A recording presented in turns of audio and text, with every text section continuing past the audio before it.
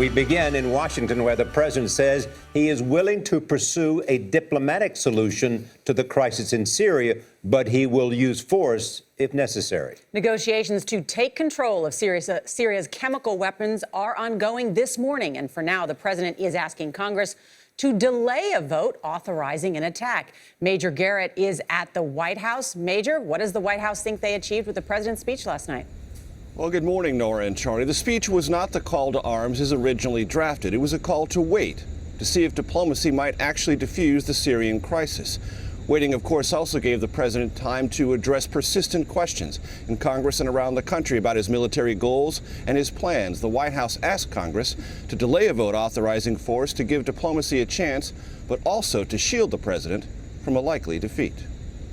President Obama tried to overcome public skepticism with this argument about the stakes involved in Syria and chemical weapons. If we fail to act, the Assad regime will see no reason to stop using chemical weapons.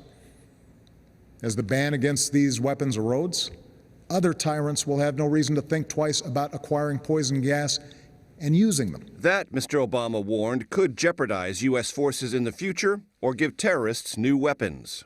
This is what's at stake. And that is why, after careful deliberation, I determined that it is in the national security interests of the United States to respond to the Assad regime's use of chemical weapons through a targeted military strike.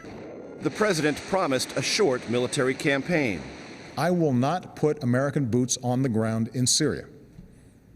I will not pursue an open-ended action like Iraq or Afghanistan. I will not pursue a prolonged air campaign like Libya or Kosovo. A limited strike, Mr. Obama vowed, will still have lasting consequences. Let me make something clear. The United States military doesn't do pinpricks. Even a limited strike will send a message to Assad that no other nation can deliver. The mere threat of military action, Mr. Obama said, prompted Syria to admit it has chemical weapons and then offer to turn them over for eventual destruction. All this proposed with Russia, Syria's biggest ally, with one condition: America promises not to strike.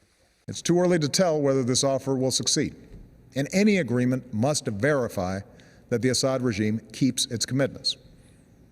But this initiative has the potential to remove the threat of chemical weapons without the use of force. Action in Syria, though, does not mean U.S. intervention everywhere. America's not the world's policeman. Terrible things happen across the globe, and it is beyond our means to right every wrong. But when, with modest effort and risk, we can stop children from being gassed to death and thereby make our own children safer over the long run, I believe we should act. Congress will now wait up to 2 weeks to see if the Russians and Syrians are serious about resolving the standoff over chemical weapons.